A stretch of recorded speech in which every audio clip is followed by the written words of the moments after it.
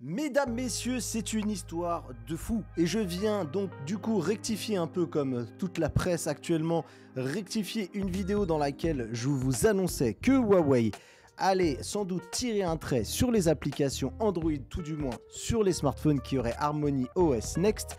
L'histoire, vous allez voir, elle est un peu plus compliquée que ça et c'est Huawei lui-même qui a tenu à prendre la parole pour mettre les choses au clair. Je vous propose qu'on en parle, c'est parti.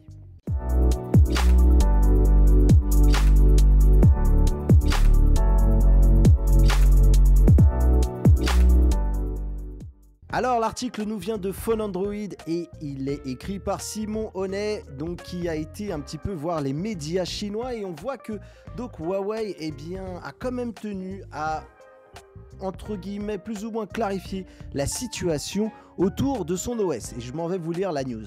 Donc non, les prochains smartphones de Huawei ne vont pas dire adieu aux applications Android.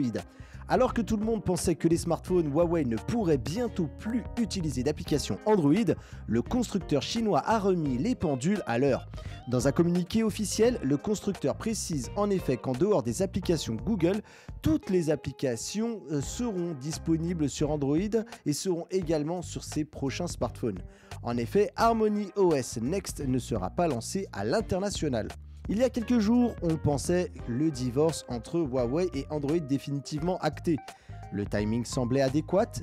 Des années après la mise en place de l'embargo américain contre le constructeur chinois, ce dernier s'était démené pour sortir son propre système d'exploitation, à savoir Harmony OS. Celui-ci maintenait toujours un lien avec Android puisqu'il était basé sur AOSP, Android Open Source Program, mais tout a changé cet été lorsque Huawei a dévoilé la prochaine étape de sa transition Harmony OS Next.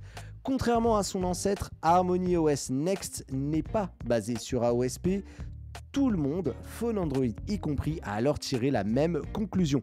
Les applications Android ne tourneront plus sur les prochains smartphones Huawei. Il faut dire que la firme n'avait pas pris soin de préciser ce détail pourtant important pour les utilisateurs du monde entier. Dans un communiqué officiel, celle-ci a fini par rectifier le tir. Les applications Android fonctionnent toujours sur les prochains smartphones Huawei. Ainsi, un détail essentiel a été omis lors de la présentation de Harmony OS Next. Le système d'exploitation ne sera pas disponible à l'international, seulement en Chine. Du moins à son lancement. Autrement dit, les utilisateurs français et ailleurs dans le monde achetant un smartphone Huawei après le déploiement de Harmony OS Next pourront toujours faire tourner des applications Android en dehors des services Google, conformément à l'embargo. Les smartphones en dehors de la Chine seront toujours livrés avec EMUI, ou à l'époque on l'appelait Emotion UI, la surcouche officielle de Huawei qui intègre le support des applications Android et des services Huawei, les HMS. Il faudra donc passer par sa propre boutique d'applications ou télécharger le fichier APK correspondant en cas de besoin. Difficile en revanche d'affirmer que Huawei n'imposera jamais Harmony OS Next à l'international, ni comment la situation avec l'administration américaine va évoluer. Voilà donc quelque chose qui vient d'être rectifié puisque l'ensemble des médias en avait tiré des conclusions sans doute hâtives. Et d'ailleurs, je m'inclus aussi également dedans puisque j'avais repris la news. Effectivement, maintenant la position de Huawei est un peu plus claire. On sent quand même qu'ils n'ont pas forcément envie d'aller brusquer les utilisateurs internationaux et ils vont continuer de statuer sur le fait que les utilisateurs de Huawei à l'international peuvent faire un peu plus ou moins ce qu'ils veulent en injectant des APK trouvés ci et là. Faites quand même très attention sur la source des APK que vous sélectionnez.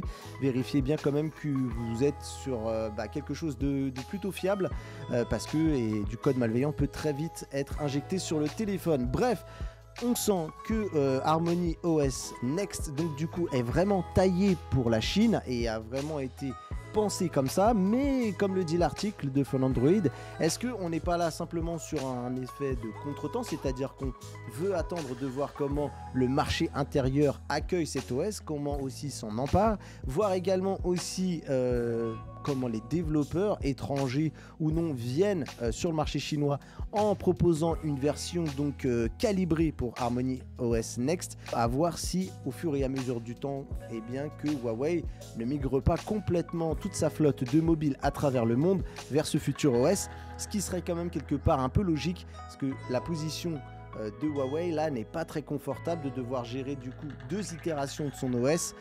Ça va donner un peu de travail pour le suivi de tout ça.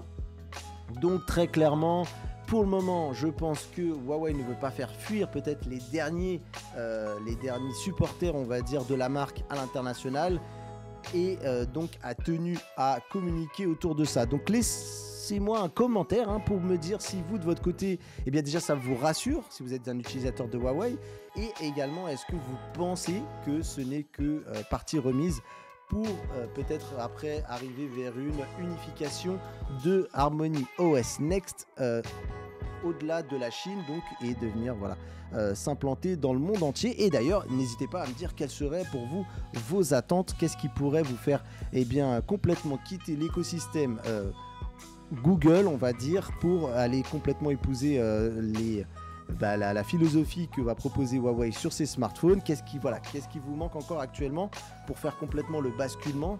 Et je vous laisse en bas dans les commentaires me dire votre sentiment à ce propos-là. En tout cas, ici, on continue aussi également de vous servir l'actualité tech au quotidien. Je voulais faire ce petit rectificatif qui vient tout juste de tomber et qui me semblait important.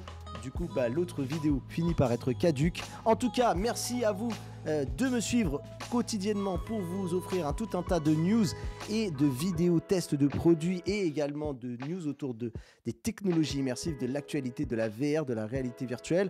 Bref, n'hésitez pas à mettre le petit pouce pour soutenir le travail, le commentaire, et également si vous avez envie de soutenir la chaîne, pourquoi pas aller cliquer sur le petit merci pour un petit tip, pourquoi pas rejoindre, il y a le bouton rejoindre, j'en fais jamais la promotion, pour pouvoir complètement venir soutenir le projet. Si c'est pas le cas, vous pouvez quand même passer aussi peut-être par le Patreon si vous souhaitez soutenir la chaîne via un autre moyen.